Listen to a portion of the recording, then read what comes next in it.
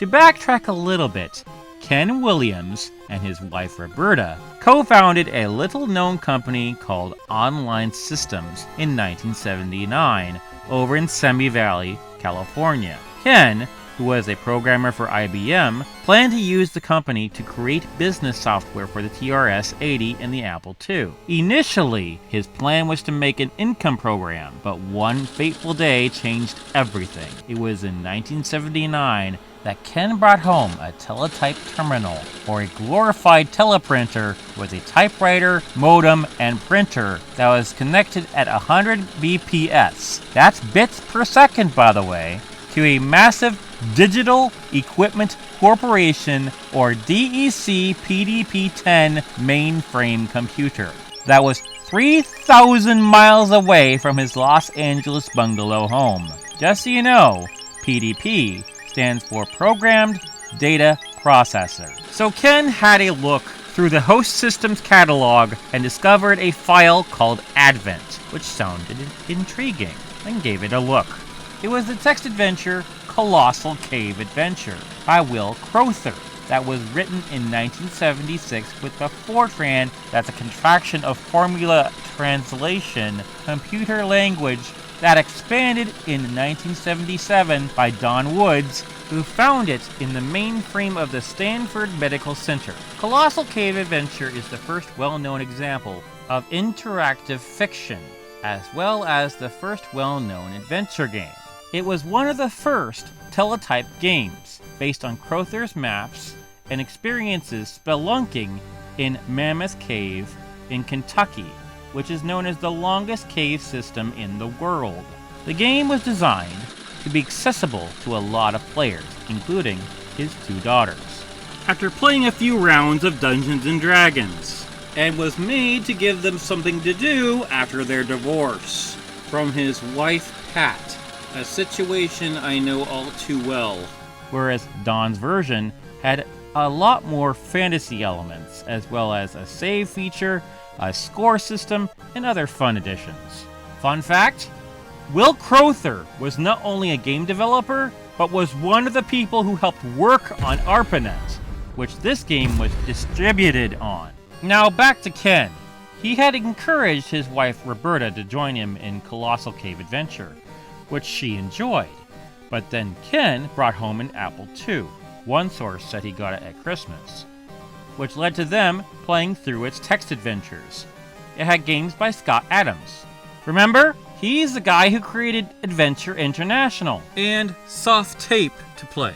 There's more you should know about Scott Adams, as he got his start in 1975, writing a graphical action game that was a lot like Space War on a 16-bit computer which was built by his brother Richard. The Adams Imp 16, the first ever 16-bit personal computer, whereas Scott was, in fact, the first person recorded to have created an adventure-style game for personal computers back in 1978 on a 16-kilobyte Radio Shack Tandy TRS-80 Model 1, of which was written in BASIC. That's right, beginner's, all-purpose, symbolic instruction code. That game was Adventureland, which of course he cited that the inspiration of said game was Colossal Cave Adventure, which has an awful lot in common with Adventureland. The text adventure that had no plot, but involved searching for 13 lost artifacts in a fantasy setting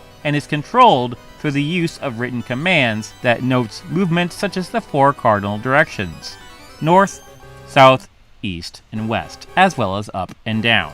This game is able to recognize a total of 120 words, but the parser, that is a program that is part of the compiler, as to parse, meaning to extract information, usually syntactically and assign it to something else, aka taking anything in a programming or markup language to convert into executable instructions or data, can only take the first 3 letters in a word into account. Unfortunately, that means not only does the parser misidentify words, but commands need to be truncated, like light lamp would have to be written as lig lamp. To beat the game, you will need to collect a statue of Paul Bunyan's Blue Ox Babe, a jeweled fruit, a golden fish, a dragon's egg, a golden net, a magic carpet, a diamond necklace, a diamond bracelet, a pot of rubies, royal honey, a crown, a magic mirror, and finally, a firestone. After Adventureland, in specifically 1979, he wrote Pirate Adventure, Secret Mission, aka Mission Impossible, Voodoo Castle, a game that his wife was credited to have mostly made, giving a female character by the name of Medium Megan, named after their daughter, by the way, her first dialogue. The Count, Strange Odyssey, Mystery Funhouse, and Pyramid of Doom, which he made with Alvin Files. Any one of these, Ken and Roberta might have played. To my surprise, these games were ported to a ton of different platforms. After the TRS-80, we have the Apple II, then the Atari 8-bit, then the TI-99-4A, the Commodore PET, the Commodore 64, an IBM PC, the VIC-20, the ZX Spectrum, BBC Micro, Acorn Electron, the Dragon 32 and 64, and the Exidy Sorcerer. As for Soft Tape, it was founded originally as Soft Tech in 1977 by William V.R. Smith, Bill DePue, and Gary Koffler, 3 classmates from John Burroughs High School in Burbank, California. But when they opened their doors, whoopsie! Someone else had the name. So after a mere months later, they were forced to rebrand into Soft Tape, being the first publisher for Apple computers. As in soft, like software, and tape for the cassettes they sold. As a company, they published video games, utilities, and productivity programs. They made games such as some instant library modules, Tic-Tac-Talker, Star Warriors, Space Maze, Saucer War, Saucer Invasion, Rocket Pilot, Road Race, Space War, Fighter Pilot, Bulls and Bears, Bomber, Apple 21, Advanced Dragon Maze, Solitaire Poker,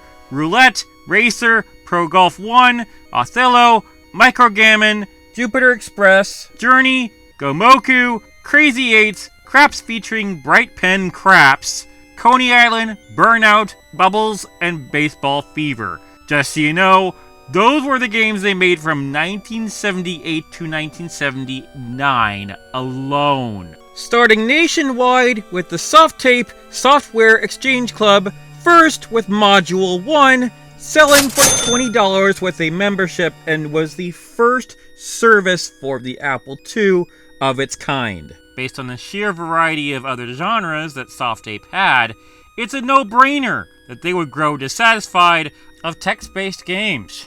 But in reality, it was Roberta that said it best. When I finished Adventure, it was as if a new world was open to me. I couldn't believe it. I played all the other adventures and they were fun, but they didn't match the original. That's right, she felt Soft Tape's only adventure game, Journey, didn't hold a candle to Colossal Cave Adventure. After seeing the graphical capabilities of the Apple II, they had the revelation that with this computer, they could give the adventure genre a much-needed facelift. Taking the inspiration from famous English writer Agatha Christie's classic mystery novel that is currently called, because I refuse to say the original title, 1939's And Then There Were None, as well as Waddington's classic board game that was once called Cluedo, but everyone else knows as Clue. They created the game Mystery House, which helped to break a possible linear structure in their code. Though, in order to create this game, Ken had to borrow his brother's Apple II computer, possibly to speed up production, and the couple had to invest in a Versa writer, specifically the one from Peripherals Plus. Why did they need the Versa writer? Well, that would be the secret sauce that would allow them to trace over line drawings and convert them into digital ones for half the price of a tablet, $200. With this machine, Roberta could input 70 scenes that she drew into the game, but they hit a snag. The 5¼ inch floppy disk that they were planning to put their creation on was too small in capacity to fit all of her art. They only had 140 kilobytes to work with. So, what does Ken do? He makes the program draw the art for them by converting the images into coordinates and instructions to recreate their scenes on the screen. Ken also goes the extra mile and writes a better program for the VersaWriter. Talk about a boss.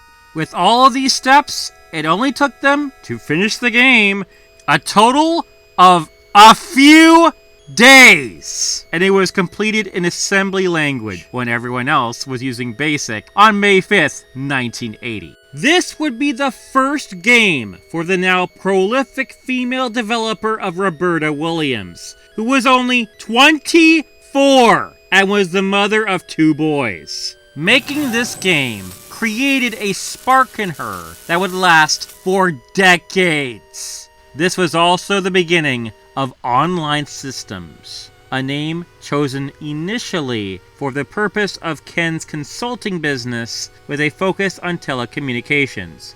And this was the first graphical adventure game, being one of the earliest horror video games part of the High-Res Adventures series.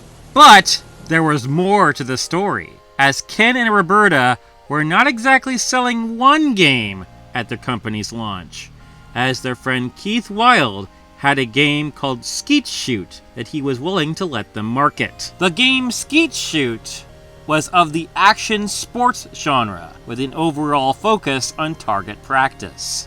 1 to 5 players are in a competition firing clay pigeons from a fixed position.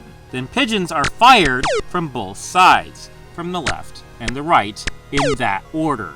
You can modify the difficulty of the game by adjusting the size of the pigeons, their speed, and the width of each shot's spread, aka the gun choke.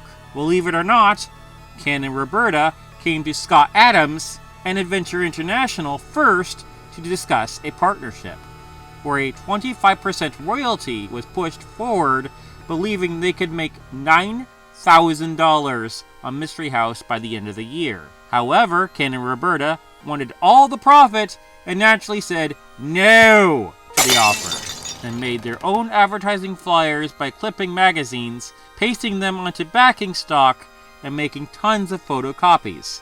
They readied themselves with 100 blank discs, using Ziploc bags for packaging, and a number of magazine advertisements. They were firmly in business.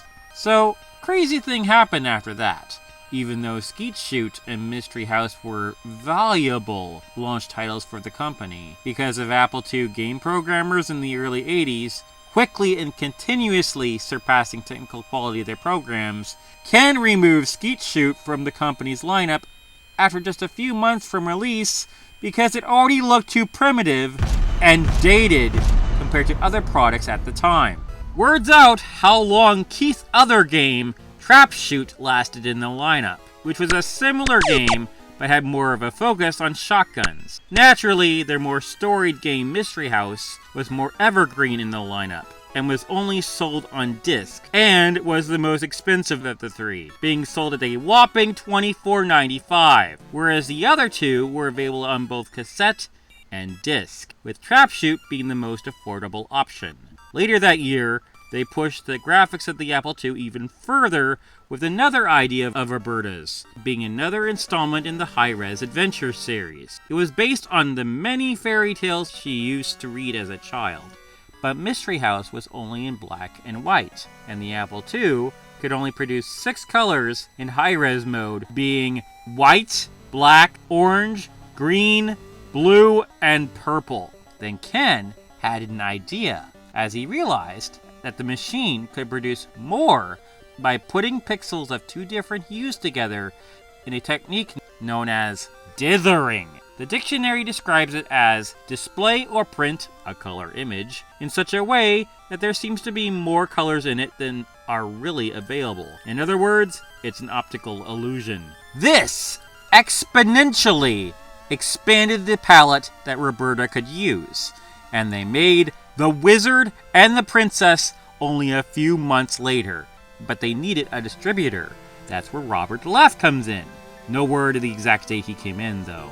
He buys the ability to distribute their games, aside from the typical mail ordering from the Williams' own house.